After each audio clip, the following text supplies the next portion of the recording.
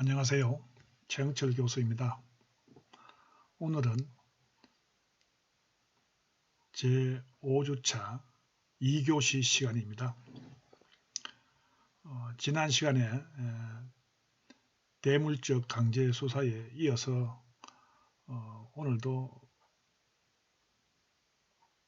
교재 내용을 한번 살펴보면서 말씀드리겠습니다.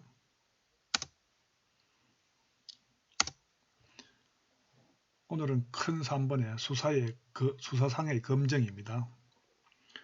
수사상의 검증인데요. 1번 수사상 검증의 의의와 절차, 수사상 검증이 뭔지 또 절차는 어떻게 하는지 한번 살펴보겠습니다.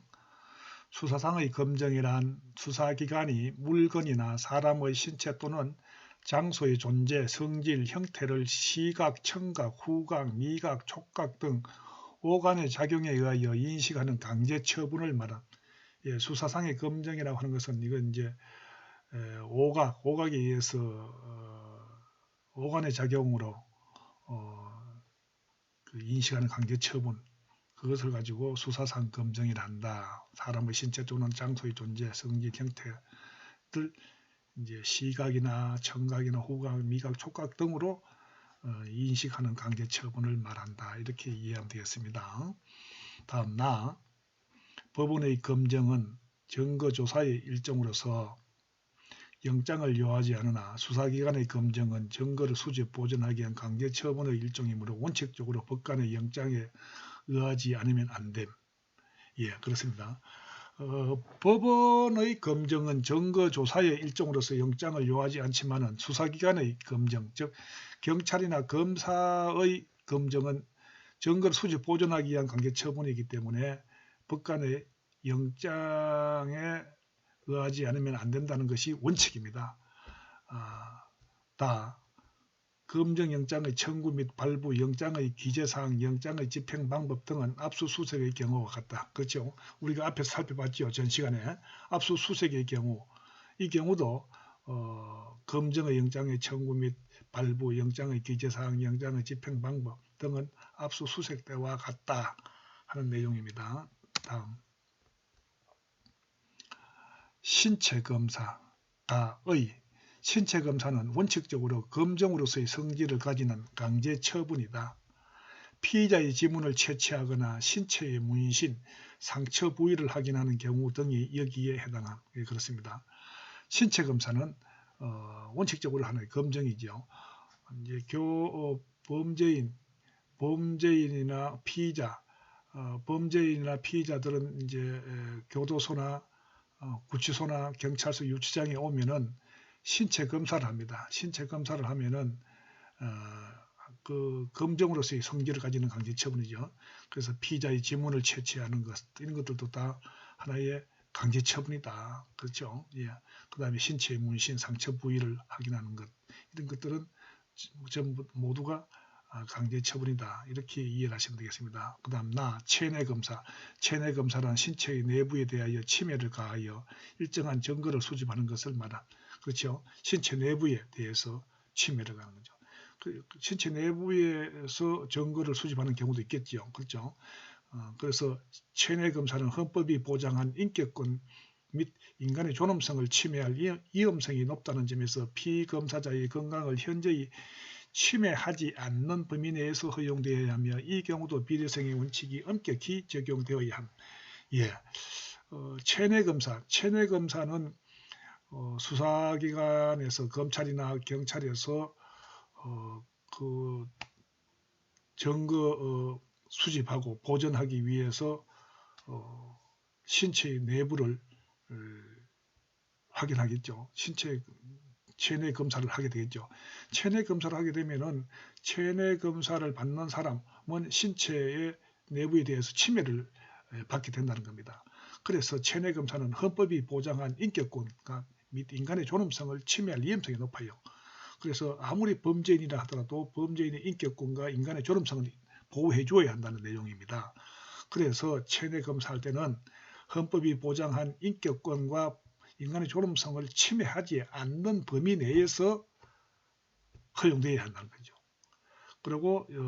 그리고 이 경우도 비례성 원칙이 엄격히 적용돼야 한다. 그래서 비례성 원칙. 그래서 체내 검사를 하지 않고는 도저히 다른 방법이 없는 경우 한해서 체내 검사가 이루어져야 된다는 거죠. 다른 방법이 있는데도 불구하고 체내 검사를 해서는 안 된다는 겁니다. 비례성의 원칙에 엄격히 적용된다는 겁니다. 그만큼 뭡니까?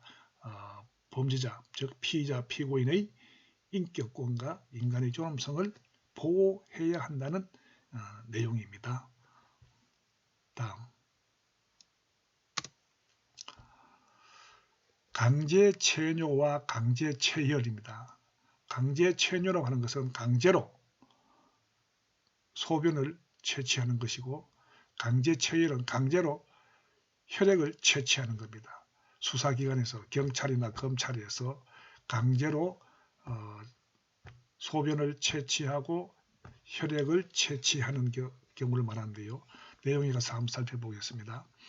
마약류는 일정 기간 소변에 남아있기 때문에 피의자가 임의로 소변을 제출하지 않는 경우에는 마약 사용 여부에 대한 증거를 확보하기 위해서 강제적인 소변 검사가 필요한 경우가 있으며, 교통사고 경우에 운전자의 혈중알코올 농도를 측정하거나 DNA 감식을 위하여 강제 체열이 필요한 경우가 있음. 예, 그렇습니다. 마약을 복용한 사람들은 일정 기간 동안 소변에 그 마약류가 남아 있습니다. 그렇기 때문에 마약한 사람들은 경찰이나 검찰에서 마약한 사람들을 데리고 와가지고 소변을 채취하는데, 소변을 물론 그 범죄자가 마약을 채취한 사람이 소변을 자기가 알아서 채취를 자기가 소변을 보고 수사기관에 내면은 그것이 인정되겠습니다만은, 대체로 마약한 사람들은 자기가 마약한 것이 탈로 날 것이 두려워서 소변 채취를 동의하지 않습니다. 그런 경우에 이제 수사기관에서는 강제 체뇨를 하게 되겠죠. 소변을 강제로 채취를 하는 겁니다. 그래서 그 소변을 가지고 검사를 하면은 거기에 마약 성분이 소변에 남아 있으면은 그 사람은 마약 사범으로 처벌받겠지요. 한 가지 더 말씀드리면은 또 경찰이나 수사기관, 즉 검찰에서 소변 채취도 하고요. 또 무엇으로 가지고 확인하느냐 하면은 머리카락을 한 몇 개 이렇게 잘라 가지고, 물론 머리카락 자를 때는 그 마약을 복용한 사람에게 동의를 받습니다. 동의를 받아가, 물론 동의를 안 해주면은 강제로라도 해야 되겠죠, 그죠? 그래서 머리카락을 채취를 해가 잘라가지고 이것을 검사를 하게 되면은 머리카락에 마약류 성분이 나온다는 거죠.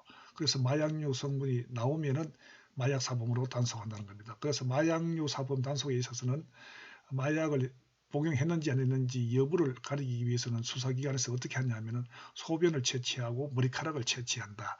이렇게 여러분들이 이해를 하면 되겠습니다. 다음, 교통사고 등의 경우에 운전자의 혈중 알코올 농도를 측정하거나, 교통사고가 났을 때 운전자가 술을 마셨는지 안 마셨는지, 음주운전인지 아닌지를 확인할 때는요, 혈액을 채취하면요, 혈중 알코올 농도를 병원에 가서 검사를 하면은 그 프로테이지가 나옵니다. 그래서 혈중 알코올 농도가 0%라 하면은 술을 안 마신 거고요. 혈중 알코올 농도가 뭐 0.5, 0.6, 0.3 이상만 되면은 지금은 음주운전으로 처벌받게 되겠죠. 역시 뭐 DNA 감식을 위하여 강제 체열이 필요하다.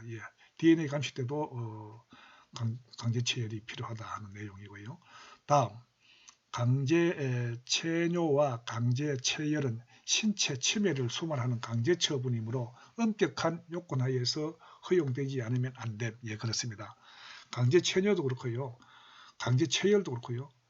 강제로 혈액을 뽑는 거니까 신체의 침해, 신체 침해를 가져오는 거기 때문에 수반하는 경우이기 때문에 강제 처분이므로 엄격한 요건 하에서 허용되어야 됩니다.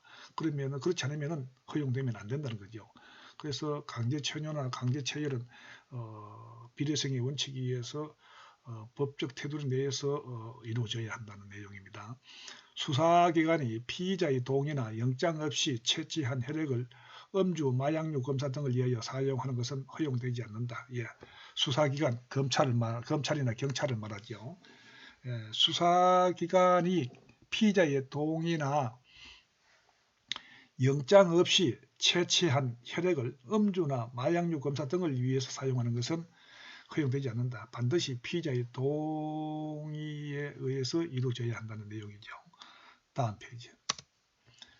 대법원도 수사기관이 영장 없이 피고인의 혈액을 채취하여 혈중 알코올 농도를 측정하였다면 이러한 감정, 의뢰, 회부 등은 영장주의에 위반하여 위법하게 수집된 증거에 해당되므로 증거 능력이 없다고 판시하고 있음. 예, 대법원에서도 판시를 하고 있는 내용인데요. 대법원에서도 수사기관이 영장 없이 원칙은 영장이 신청된 영장이 발부된 범위 내에서 영장이 발부된 경우에 한해서 혈액을 강제로 채취를 해야 되는데요. 수사기관이 영장 없이 수사기관이라고 하면 검찰이나 경찰을 말하는데요. 검찰이나 경찰에서 영장 없이 피고인의 혈액을 채취했다라면은 이러한 것은 영장주의에 위반한다는 거죠. 그래서 수집된 증거에 대해서 증거 능력이 없다라고 판시하고 있다는 거죠. 증거 능력이 없다. 증거 능력이 없다라고 판시하고 있다. 요거 여러분들 교재 한번 내보세요. 여러분들 교재 내면은 페이지 제 162페이지 한번 내보세요. 162페이지. 162페이지에 내면은 162페이지에 보면은 나와 있죠. 그게 보면 강제 체류와 강제 체열이 있습니다. 강제 체류와 강제 체열 여기에 대해서 한번 살펴보겠습니다. 강제 체류와 강제 체열 162페이지 밑에 있죠. 밑에서 두 번째 마약류는 일정한 기간 소변에 남아있기 때문에 피의자가 임의로 소변을 제출하지 않는 경우에는 마약 사용 여부에 대한 증거를 확보하기 위해서 강제적인 소변 검사가 필요한 경우가 있으며 그렇죠. 그런데 마약 복용한 사람이 자기가 임의로 자기 자신이 알아서 소변을 수사기관에 검찰이나 경찰에 소변을 제출하면은 관계가 없는데 보통 마약을 복용한 범죄인들은 자기 자신이 임의로 소변을 제출하지 않습니다. 이 경우에 제출하지 않는 경우에는 마약 사용 여부에 대해서 마약을 복용했는지 안 했는지 여부에 대해서 증거를 확보하기 위해서는 뭡니까? 강제적인 소변 검사를 해야 돼요. 만약에 소변 검사를 하지 않고 며칠이 지나면은 소변에 마약 했는 흔적이 사라지거든요. 증거가 사라집니다. 그러면은 법정에 가서 이 사람을 처벌할 수가 없는 거예요. 그래서 증거를 확보를 해야 됩니다. 마약 사범을 근거를 했으면 반드시 빨리 증거를 수집해야 됩니다. 증거를 수집하는 것은 제가 아까 서두에서 말씀드렸습니다만은 소변을 채취하든지 아니면은 머리카락을 채취하든지 해야 됩니다. 그래서 채취해가지고 검사를 해가지고 그 검사 내용이 바로 재판장에서 증거로 사용된다는 거죠. 자, 또 교재에 들어서 보면요. 필요한 경우에 있으면 교통사고 등의 경우에 운전자의 혈중 알코올 농도를 측정하거나 DNA 감식을 위하여 강제 체열이 필요한 경우가 있다. 그러나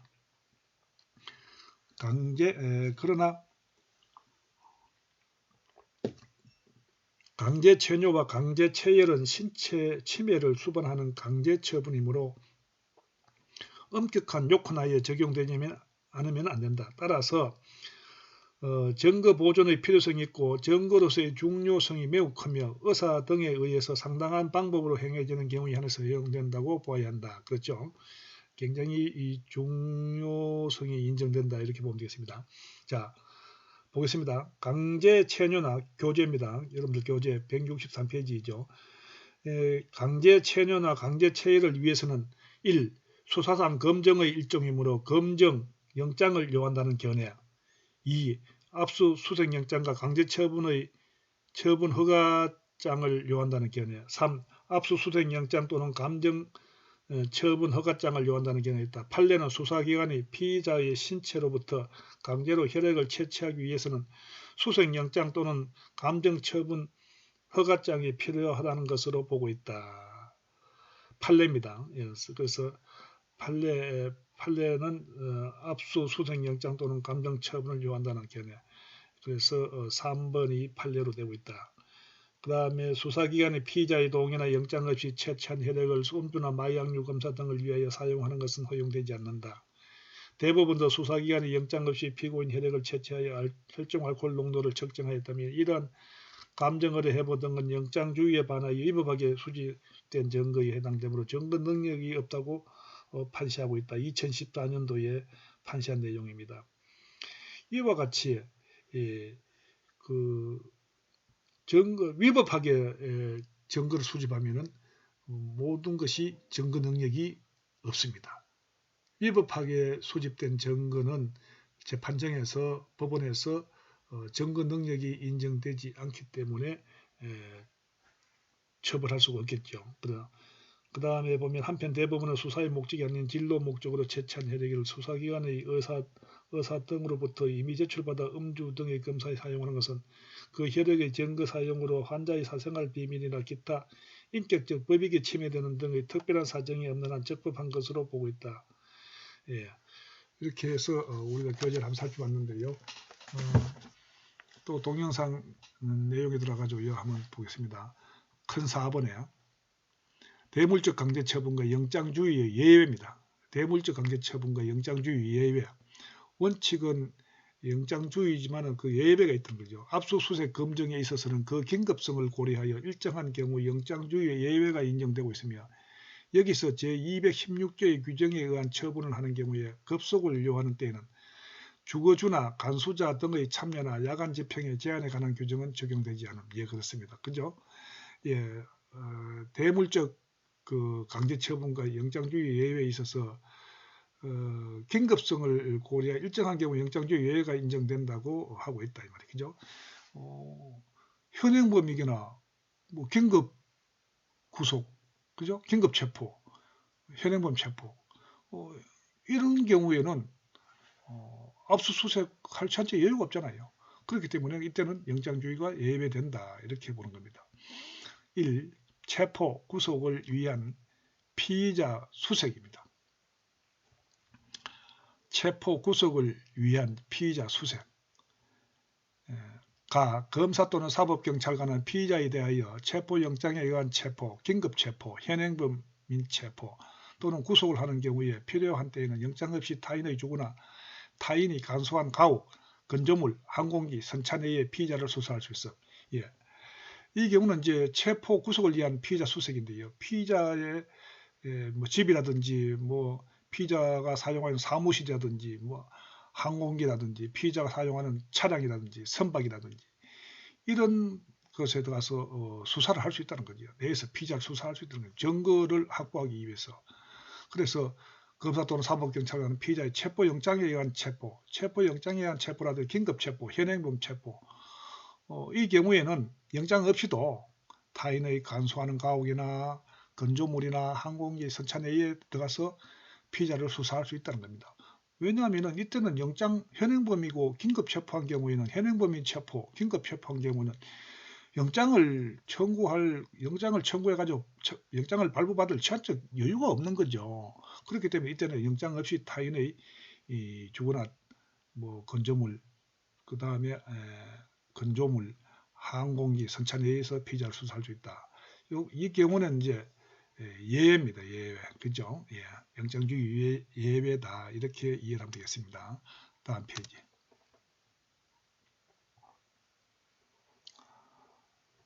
그 다음에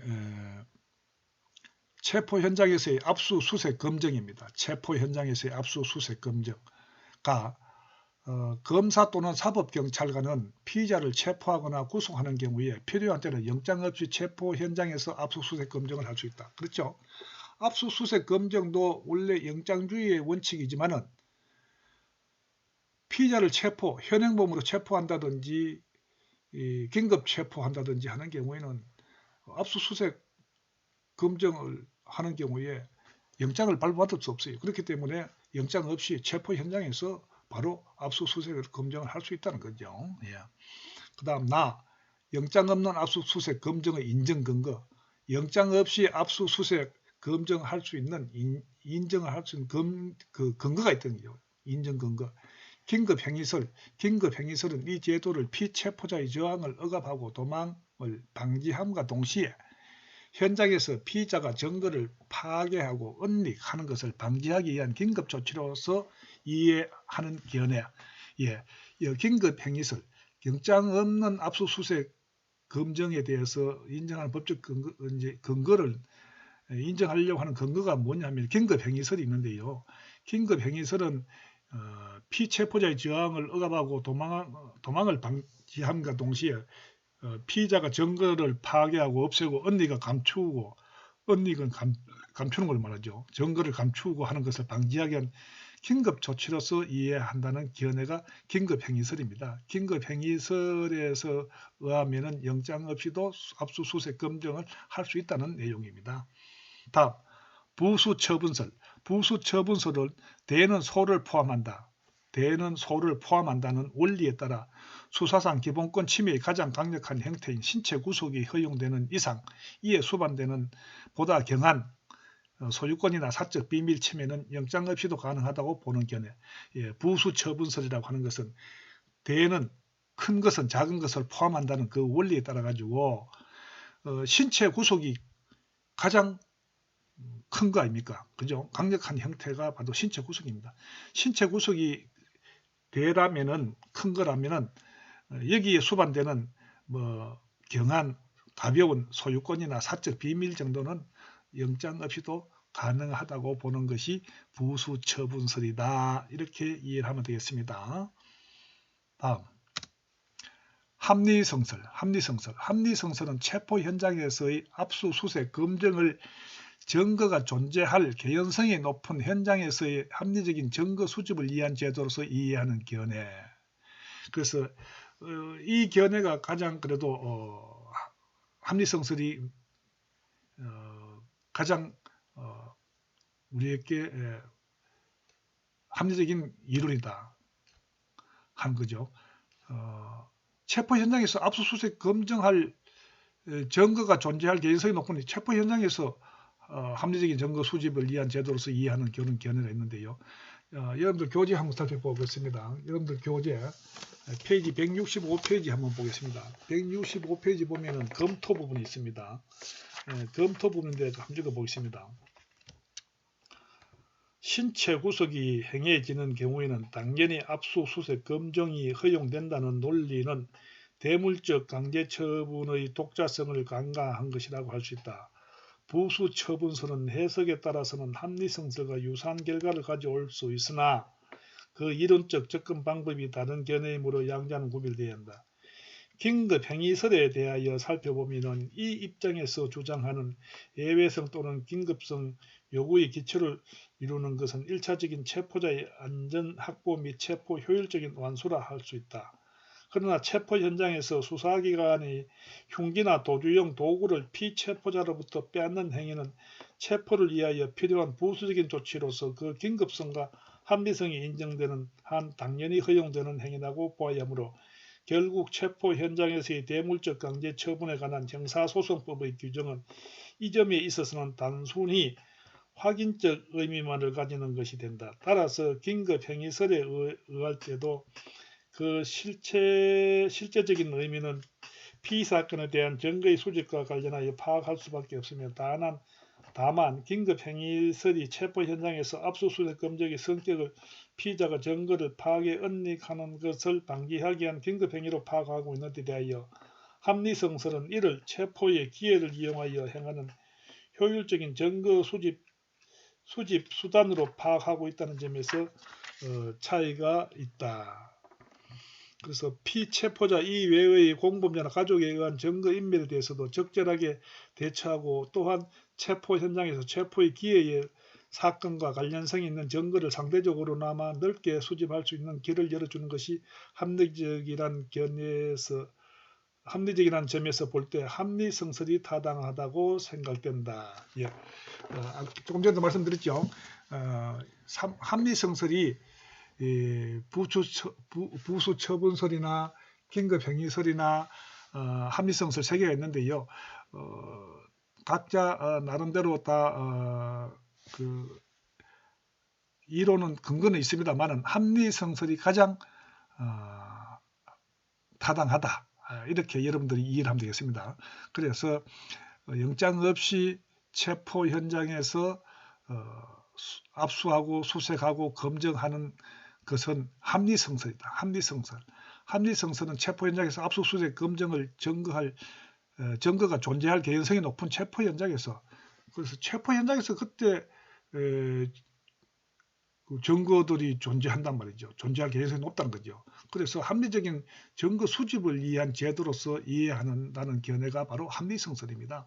그래서 체포 현장에서 압수수색하는 것이 증거 수집을 위한 제도로서 가장 합리적인 그 견해다 이 말입니다. 그래서 합리성설이 가장 타당하다, 이렇게 여러분들이 이해를 하면 되겠습니다. 그 다음 압수수색 검증이 허용되는 시간적 범위, 허용되는 시간적 범위 간단히 한번 살펴보겠습니다. 또 교재를 한번 살펴보겠습니다. 페이지 166페이지 여기 보면은 나와 있죠. 압수수색 검증이 허용되는 시간적 범위, 체포에 수반된 압수수색 검증에 있어서 체포 행위와 압수수색 등의 행위와의 사이에 어느 정도의 시간적 접착성을 요하는지에 대해서는 1. 압수수색 검증은 체포 행위에 시간적으로 접착되어 있으면 족하고 반드시 체포의 착수를 요하지 않으며 체포의 전후나 체포의 성공 여부도 묻지 않는다는 견해. 2. 압수수색 검증의 당시에 피의자가 현장에 있으면 족하다고 보는 견해. 여기 현장설인데요. 3. 압수수색 검증의 장소에 피의자가 현재 상태에서 체포의 착수가 있을 것을 요한다는 견해. 체포 착수설. 그 다음에 4. 현실적으로 피의자가 체포되었을 것을 요한다는 견해. 체포설 등이 있다. 이렇게 이해를 하면 되겠습니다. 그래서 압수수색 검증이 허용되는 시간적 범위입니다. 그죠? 이렇게 해서 나머지 뒷부분은 여러분들이 한번 읽어보시기 바랍니다. 그 다음에 동영상 내용에 들어가지고 압수수색 검증이 허용되는 장소적 범위입니다. 요거는 앞에서는 우리가 이제 그 시간적 범위를 살펴봤는데요. 이번에는 장소적 범위인데요. 요거는 페이지, 여러분들 교재 페이지 167페이지 있는데요. 한번 참고로 하시기 바랍니다. 페이지 167페이지입니다. 압수수색영장의 청구. 압수수색영장의 청구인데요. 이것은 검사 또는 사법경찰관은 체포 현장에서 압수한 물건을 계속 압수할 필요가 있는 경우에는 지체 없이 압수수색영장을 청구하여야 합니다. 그렇습니다. 수사기관, 즉 검사나 사법경찰관은 체포 현장에서 압수한 물건을 계속 압수할 필요가 있다고 판단되면 지체 없이 압수수색영장을 청구하여야 한다. 이 경우 압수수색영장의 청구는 체포한 때부터 48시간 이내에 의하여야 하며 검사 또는 사법경찰관은 청구한 압수수색영장을 발부받지 못한 때에는 압수한 물건을 즉시 반환하여야 합니다. 그렇습니다. 그래서 검사 또는 사법경찰관은 체포 현장에서 압수할 그런 압수의 필요성이 있는 경우에는 지체 없이 압수수색영장을 청구해야 하며 압수수색영장 청구는 체포한 때부터 48시간 이내에 됩니다. 48시간이 경과하면 안 됩니다. 48시간 이내에 압수수색영장을 청구를 해야 되고, 그 다음에 청구하고 난 다음에 법원으로부터 압수수색영장이 발부되면 다행인데, 만약에 발부되지 않으면은, 발부받지 못한 때에는 즉시 압수한 물건을 반환해야 됩니다. 반드시 그 소유주에게 반환해야 한다 하는 내용입니다. 다음 페이지. 3. 피고인 구속 현장에서의 압수수색 검증. 이건 피고인입니다. 이제 피의자가 아니고요. 피고인인데요. 피고인 구속 현장에서의 압수수색 검정인데 내용에 가서 한번 보겠습니다. 가 검사 또는 사법경찰관이 피고인에 대한 구속영장을 집행하는 경우에 필요한 때는 그 집행 현장에서 영장 없이 압수수색 또는 검정할 수 있음. 예, 그렇습니다. 검사나 사법경찰관은 피고인의 구속영장을 집행하는 경우에는 그 집행 현장에서 영장 없이 압수수색 또는 검정할 수 있다. 그 다음에 4.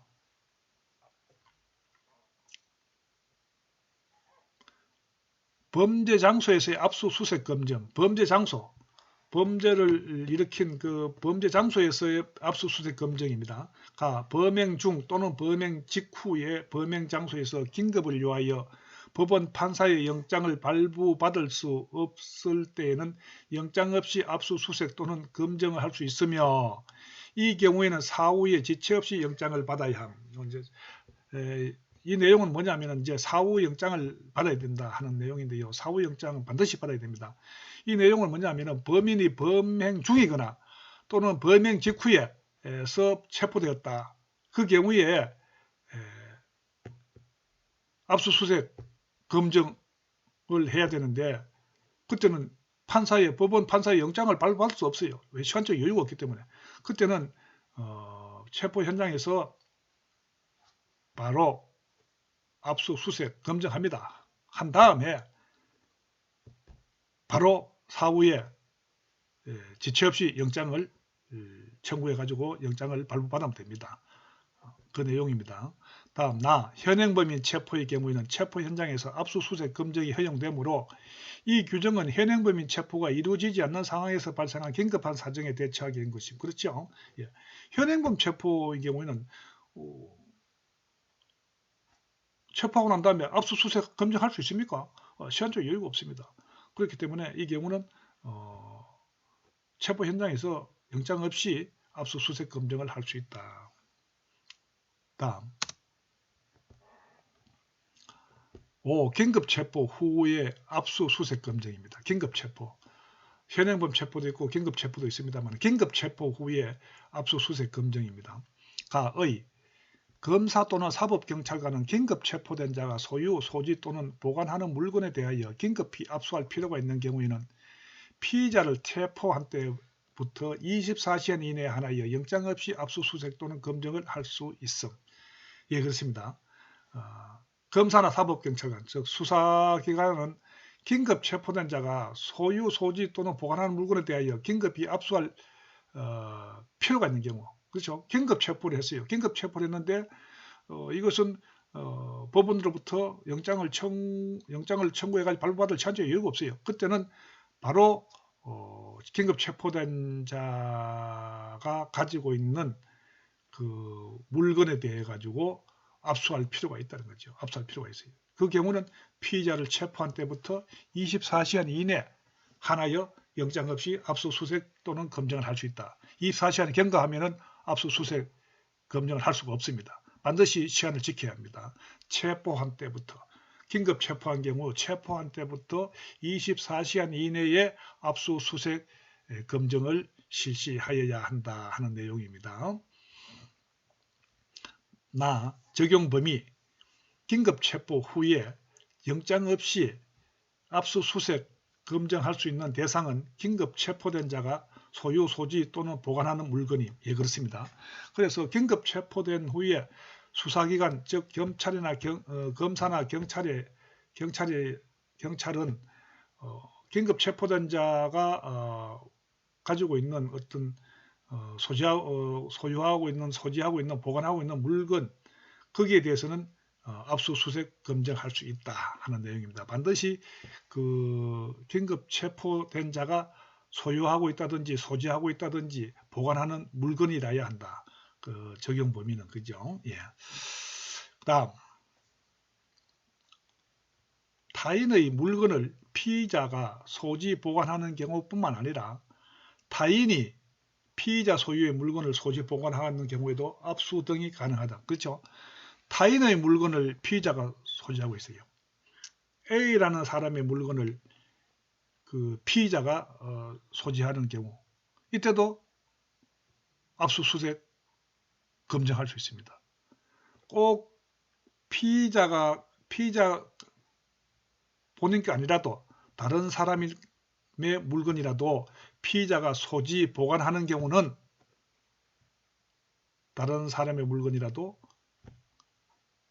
긴급 체포된 경우에 압수수색 검증할 수 있다. 또 피의자의 소유 물건을 소지 보관한 타인이 피의자의 소유의 물건을 소지 보관하고 있는 경우도 압수수색이 가능하다. 이게 뭐냐면은 그 긴급 체포된 자가 있는데 긴급 체포된 자가 A라고 하면은 가정하면은 이 긴급 체포된 자의 물건이 누가 가지고 있냐면은 B가 갖고 있어요. 친구 B가. 그 긴급 체포된 자가 A인데 A의 물건을 친구인 B가 소유하고 있어요. B가 가지고 있는 경우 B가 가지고 있는 A의 물건에 대해서도 압수할 수 있다는 겁니다. 이해갑니까?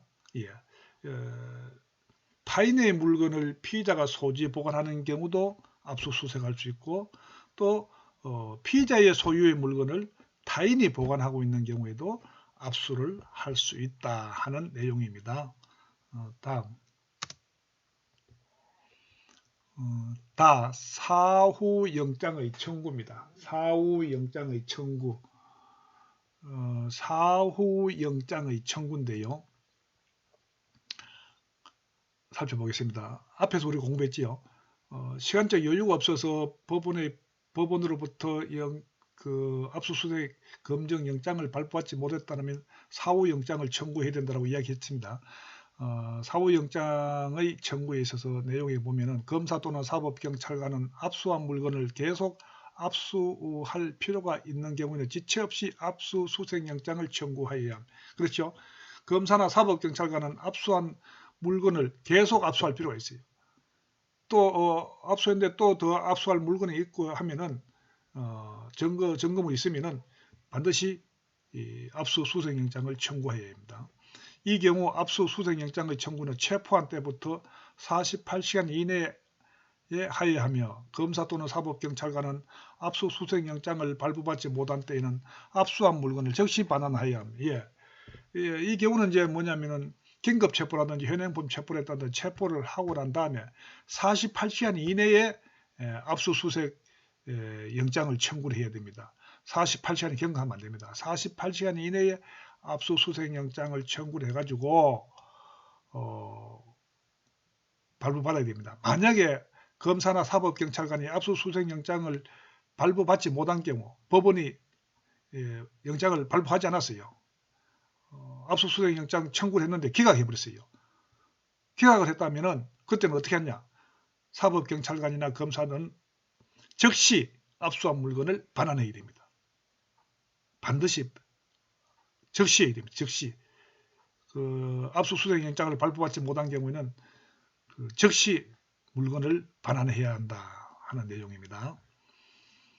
그 다음 통신제한 조치입니다. 통신제한 조치. 1. 의의 및 법적 성질. 가 통신제한 조치의 요건과 절차를 규정하고 있는 법률이 통신비밀보호법임. 예. 통신비밀보호법. 우리나라는 통신비밀보호법이 있습니다. 그 통신에 국민들의 어떤 통신에 대해서는 비밀을 지켜줘야 할 그런 법을 만들어 놓은 법이 있는데요. 거기 보면은 통신 제한 조치의 요건과 절차를 규정하고 있어요. 그래서 통신 제한 조치를 하려고 하면은 반드시 그 요건을 갖춰야 하고 절차가 있어요. 그 절차를 지켜야 합니다. 자, 그 내용을 한번 살펴보겠습니다. 통신비밀보호법은 헌법이 보장하고 있는 통신의 자유와 사생활의 비밀과 자유를 구체적으로 보장하기 위하여 제정된 법률로서 우편물의 검열과 전기통신의 감청을 통신제한 조치로서 규정하여 엄격한 법적 규제를 가하고 있습니다. 예, 그렇습니다. 우리나라에 통신비밀보호법이 있는데요. 이게 이제 통신비밀보호법은 헌법이 보장하고 있는 통신의 자유가 있어요. 우리나라는 헌법이 보장하고 있습니다. 통신의 자유도 있고요. 사생활의 비밀과 자유를 구체적으로 보장해놨어요. 우리의 사생활, 그래서 이제 전화기 같은 것도 다른 사람이 함부로 들으면 안 됩니다. 그래서 사생활 비밀과 자유를 구체적으로 보장해 놓은 법률이 바로 통신비밀보호법입니다. 그래서 우편물의 검열과, 지금 우리나라 우편물 검열하면 됩니까? 절대로 안 됩니다. 과거에 군사 독재 시절에 군인들의 그 우편물에 대해서는 검열했어요. 그래서 요즘은 절대 안 합니다. 요즘은 이게 통신비밀보호법의 위반입니다. 위법이기 때문에 절대로 우편물을 검열하면 안 됩니다. 전기통신의 감청, 전화기도 감청하면 안 되겠죠. 그래서 통신 제한 조치로서 규정하여 엄격한 법적 규제를 가하고 있습니다. 이 만약에 우편물을 검열했다든지 다른 사람의 전화 통신 전화의 전화 통신을 감청을 하면은 여러분들 처벌받습니다. 통신비밀보호법으로. 그다음 통신비밀보호법은 통신제한조치의 성격을 명백히 강제 수사로 규정하여 이에 대해 엄격한 요건과 절차를 요구하고 있는 것이 그렇습니다. 그래서 수사기관, 검찰이나 경찰에서는 증거 수집 차원에서 통신제한조치, 즉 다른 사람의 전화를 감청하는 경우도 있죠. 그죠? 감청하는 경우도 있어요. 그 다음에 우편물을 뜯어보는 경우도 있어요. 그래서 이 경우는 엄격한 요건과 절차가 요구된다는 겁니다. 이게 정말로 필요한 경우에 한해서 해야 되지, 그렇지 않으면은 사생활, 그죠? 사생활 침해입니다. 이게. 그래서 헌법이 보장하고 있는 통신의 자유와 사생활 비밀 이런 것들을 침해하는 것이기 때문에 위법이 됩니다. 그래서 수사기관에서 통신 제한 조치, 즉 우편물을 검열하거나 전기통신 전화를 감청하는 경우에는 증거물로 제시하기 위해서, 법원에서 증거물로 제시하기 위해서 우편물을 검열하고 전화를 감청하는 경우에는 엄격한 법적 그 통신 그 규정이 있는데요. 이게 반드시 요건과 절차가 요구된다는 거죠. 함부로 해서는 절대 안 됩니다. 그래서 수사기관에서 여러분들이 만약에 경찰 공무원이 됐을 때 어떤 증거를 수집하기 위해서 전화를 감청해야 하는 경우에는 이런 요건과 절차를 완전히 구별해야 됩니다. 요건과 절차를 구비하지 않으면 통신비밀보호법으로 여러분들 처벌받게 됩니다. 이해가 되시나요? 예. 그 다음에 이 통신제한조치 허가입니다. 통신제한조치, 우편물을 검열하고 전화기를 감청하는 이런 제한조치 허가. 원칙은 통신비밀보호법에 의해서 이런 것들을 하지 못하게 돼 있어요. 통신비밀보호법은 보호법에 의해서 저 우편물을 검열한다든지 전화기를 감청하지 못하도록 되어 있는데, 수사상 검찰이나 검사나 사법경찰관의 수사상 필요해서 증거 수집 차원에서 우편물을 검열한다든지 전화를 감청하는 경우에 허가를 받아야 됩니다. 허가 한번 보겠습니다. 통신제한 조치는 통신비밀보호법 제5조에 규정된 중대한 범죄를 계획 또는 실행하고 있거나 실행하였다고 의심할 만한 충분한 이유가 있다고 다른 방법으로는 그 범죄 실행을 저지하거나 범인의 체포 또는 증거의 수집이 어려운 경우에 하나에 허가할 수 있음. 예, 허가할 수 있습니다. 허가할 수 있다는 거죠. 예. 이 경우는 뭐냐면, 그 통신비밀보호법 제5조에 규정되어 있어요. 중대한 범죄를 계획하고 실행한다. 예를 들면은 간첩이 와가지고, 우리나라에 간첩이 와가지고 어디로 전화를 통화를 하고 있다. 그러면 이 사람이 간첩이라는 것을 체포해가지고 나중에 법정에 가서 처벌받게 하기 위해서는 전화 통화하는 그 내용을 감청을 해야 되겠죠. 감청을 해가지고 나중에 법정에 가서, 법원에 가서 증거 자료로 제시를 해야 돼요. 그러한 경우에는 통신 제한 조치 허가를 할 수 있다. 그래서 중대한 범죄를 계획 또는 실행하는 하고 있거나 실행하였다고 의심할 만한 충분한 이유가 있는데 그때는 통신 제한 조치를 허가를 할 수 있다. 그 외에는 안 된다. 그 외에는 함부로 해서는 안 된다. 통신 제한 조치 허가를 함부로 남발해서는 안 된다. 왜? 통신의 자유와 사생활의 비밀과 자유를 침해하기 때문에 헌법이 보장하고 있는 우리 그 국민들의 인권을 침해하기 때문에 그래요. 기본권을 침해하기 때문에. 그래서 함부로 남발되면은 통신 제한 조치가 허가가 함부로 남발되면은 통신비밀보호법으로 처벌받는다라는 것을 알아야 됩니다. 다음 페이지.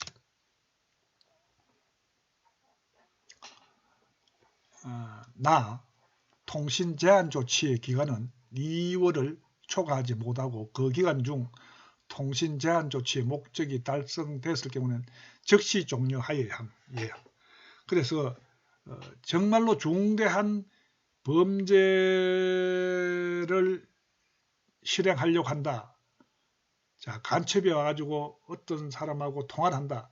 이 사람을 간첩 혐의로 체포해가지고 법원에 가서 처벌받게 하려고 하면은 증거를 제시해야 되는데 다른 방법이 없다. 그때 통신 제한 조치를 허가를 받는 거죠.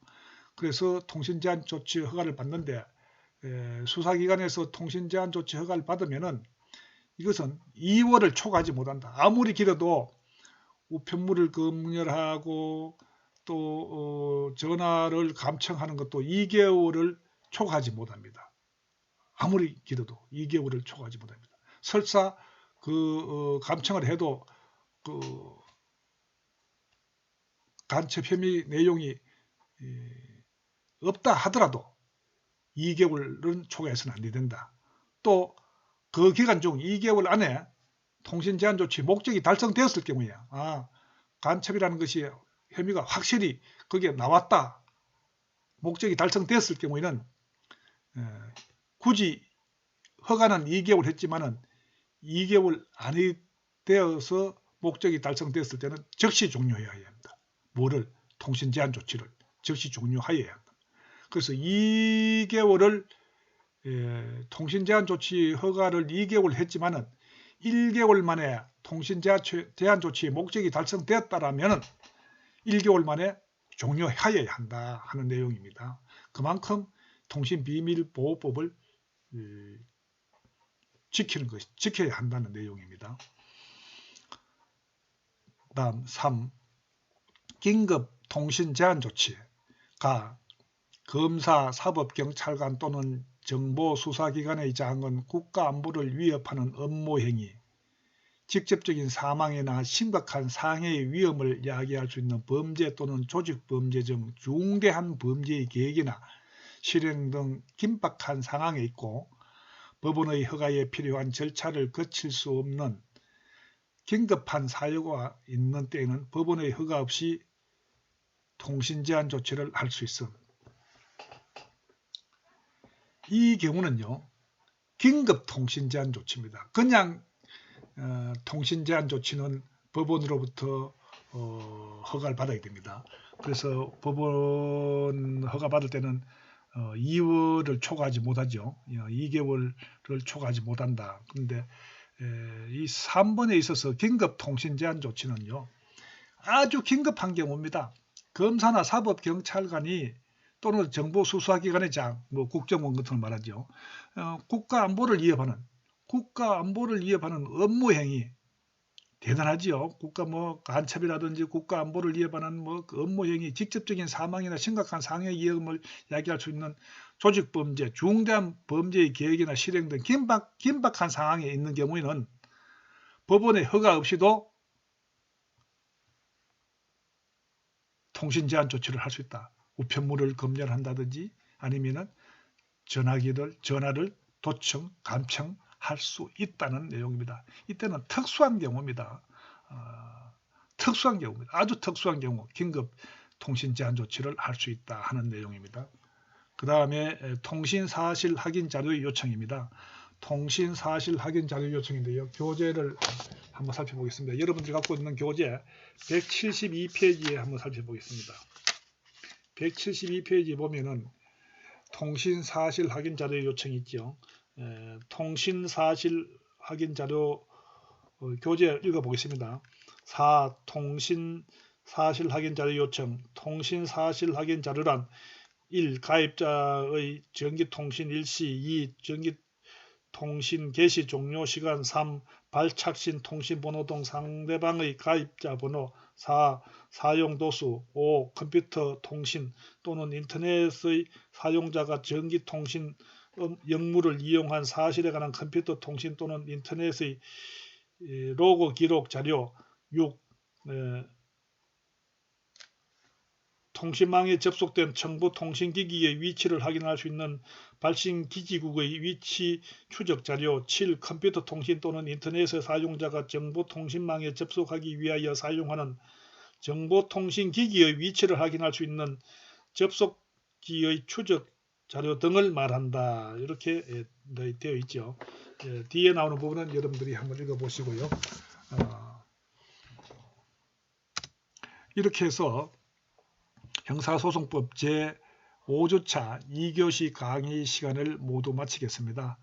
여러분들이 지금까지 공부를 하다가 어렵고 이해가 안 되는 부분이 있으면 저희 메일로 보내주시면 답변 드리도록 하겠습니다.